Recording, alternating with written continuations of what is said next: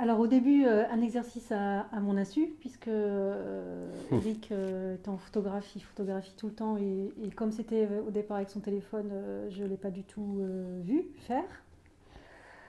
Et un travail qu'il avait posté sur les réseaux sociaux en plus.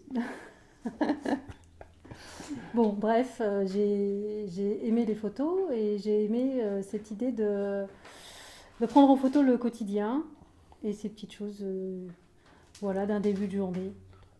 J'ai trouvé ça poétique et j'ai trouvé que notre chambre en fait se prêtait bien à ce huis clos là en photo et que c'était devenu même quasiment tous les matins un espèce de rituel ou même de performance artistique pour moi. J'abonde dans son sens, hein.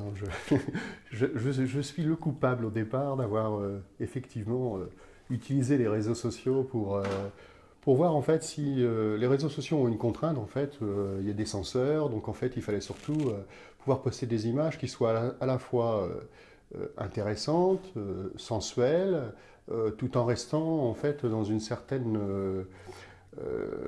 sensibilité admise en fait par aujourd'hui tous ces censeurs qui sont à la fois tous les regards multiples qu'on peut avoir sur les réseaux sociaux.